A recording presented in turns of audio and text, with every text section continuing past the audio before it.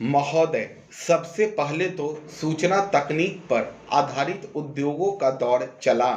पंजाब तब आतंककाल से मुक्त होकर खुद को संभाल रहा था। ऐसे उद्योगों ने कभी पंजाब का रुख नहीं किया। अगर आप 50 साल पहले के पटियाला, लुधियाना या जालंधर के तुलना करें तो कर्नाटक का बेंगलुरु बहुत छोटा और गुमनाम सा शहर था। मगर अब पंजाब के ये शहर बेंगलुरु के सामने छोटे कस्बे की तरह दिखेंगे। इन शहरों के सामने हरियाणा के गुरुग्राम की तो कोई गिनती ही नहीं थी। लेकिन आईटी उद्योग ने इस समीकरण को पूरी तरह से पलट दिया है। इसके बाद उदारीकरण का दौर शुरू हुआ तो कई राज्यों में बहुत सा निवेश हुआ, बहुत सारे उद्योग भी लगे, लेकिन किसी ने पंजाब का रुख नहीं किया। बावजूद इसके कि बहुत सारे राज्यों के मुकाबले पंजाब में विद्युत संकट जैसी कोई चीज नहीं थी। लुधियाना कभी रेडीमेड कपड़ों के उत्पादन का काफी बड़ा केंद्र होता था। इसी बीच रेडीमेड उद्योग के नक्शे पर तमिलनाडु का तिरुपुर उभरा और लुधियाना बहुत पीछे छूट गया। इसी लुधियाना में बनी साइकिलें कभी पूरे देश की सड़कों पर चलती थीं। साइकिल का दौर खत्म हो गया और जिन उद्योगपतियों ने साइकिल से ध्यान हटाकर स्कूटर और मोटर बाइक में हाथ आजमाया, उन्होंने भी इस काम के लिए पंजाब से दूर जाने में ही अपनी भलाई समझी। आतंकवाद के दौर में जो उद्योग पंजाब से बाहर चले गए थे, वे कभी नहीं लौटे। आतंकवाद पूरी तरह खत्म होने के बाद भी नहीं। इतना ही नहीं, यह दौर खत्म होने के बाद भी पंजाब से उद्योगों का बाहर जाना जारी रहा। अर्थशास्त्री कहने लगे कि जब बाकी देश में इंडस्ट्रियलाइजेशन हो रहा है, तब पंजाब में डी इंडस्ट्रियलाइजेशन हो रहा है। इसकी वजह से उपज रही हताश पंजाब के नौजवानों को या तो बाहर जाने पर मजबूर कर रही है या नशे में ढकेल रही है। जब पूरा देश 7% की विकास दर से आगे बढ़ रहा है, पंजाब 2% औसत विकास दर वाले कृषि क्षेत्र पर निर्भर रहने के लिए अभिशप्त है। कभी प्रति व्यक्ति आय के मामले में पंजाब का पहला नंबर होता था, अब इस फहरिस्त में वह 16वें स्थान पर है।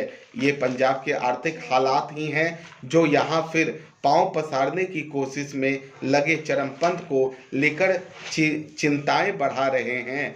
बेशक जो चरमपंथ सामने दिख रहा है उसके कारण आर्थिक नहीं, राजनीतिक ही, पर पंजाब इस समय उस मोड़ पर खड़ा है जहां राजनीतिक संकट की मुलाकात आर्थिक संकट से हो रही है। यह बात साल 1842 के बाद की है। महाराजा रंजीत सिंह के बाद जब पंजाब पर भी ईस्ट इंडिया कंपनी का कब्जा हो गया, तब कंपनी ने बागडोर दो जवान आयरिश भाइयों हेनरी और जॉन लॉरेंस को सौंपी। हेनरी लॉरेंस सैनिक अधिकारी थे, जबकि जॉन ICS थे। हमेशा आम लोगों के बीच रहने वाले दोनों भाइयों ने थोड़े ही समय में वहां खासी लोकप्रियता हासिल कर ली। उस समय के पंजाब में खतरे बहुत थे और कंपनी चाहती थी कि आशंकाओं को सिरे से खत्म कर दिया जाए। लॉर्ड डलहौजी का आदेश आया कि आम लोगों के सारे हथियार जब्त कर लिए जाएं।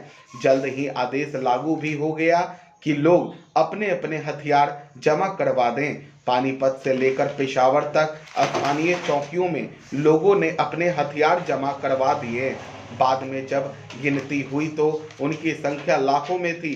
इनमें तोपें भी थी, तरह तरह की बंदूकें भी, और वे तीर कमान भी जो कभी सिकंदर और पोरस की लड़ाई में इस्तेमाल हुए थे। हेनरी लॉरेंस को पता था कि जंग लड़ने वाले हाथ लंबे समय तक खाली होकर भी खतरनाक हो सकते हैं, सो उन्होंने लोगों को खेती करने के लिए प्रोत्साहित किया। जंग के मैदान में हथियार चलाने वाले हाथों ने जब खेतों में पहुंचकर हल पकड़े तो क्रांति ही हो गई। रिकॉर्ड बताते हैं कि उस साल रबी की फसल इतनी ज्यादा हुई कि मंडियों में अनाज के भाव टूट गए। किसानों को भले ही बहुत फायदा न हुआ हो, लेकिन पूरे देश को अकाल से जरूर मुक्ति मिल गई।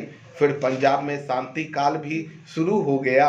अपनी प्रशासनिक कुशलता का उदाहरण देते हुए हेनरी लॉरेंस ने एक बात और स्थापित कर दी कि अमन और शांति का रास्ता लोगों को जीवन यापन के सम्मानजनक अवसर देकर ही निकल सकता है।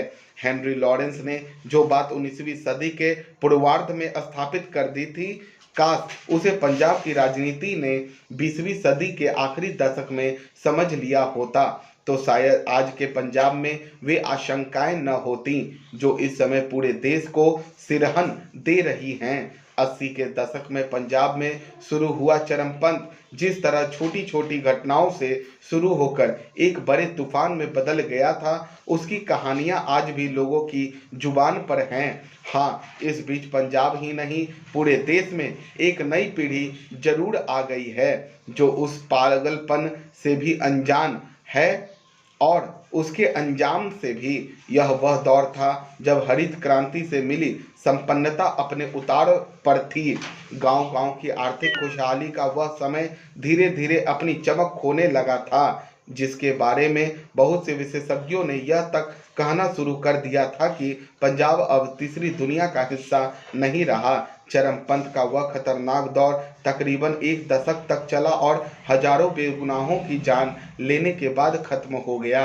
वह बुरा समय क्यों हुआ और कैसे खत्म हो गया, इसको लेकर हर तरह के लोगों ने कई तरह की बातें कही और लिखी हैं। इस पर बहुत सारे सिद्धांत बघाड़े गए हैं। कई किंवदंतियां और जनश्रुतियां भी हैं। जब यह समस्या खत्म हुई तो वह पूरे देश के लिए राहत की सांस लेने का वक्त था, लेकिन प्रदेश व देश के नीति नियामकों के लिए यही बहुत कुछ करने का वक्त था और यही सब नहीं किया गया। यहाँ तक कि बाद के दौर में पूरे देश में जो बदलाव हुए उसकी हवा तक पंजाब के पास नहीं फटकी। उस दौर के बाद से अब तक देश में 2 बड़े आर्थिक बदलाव हुए।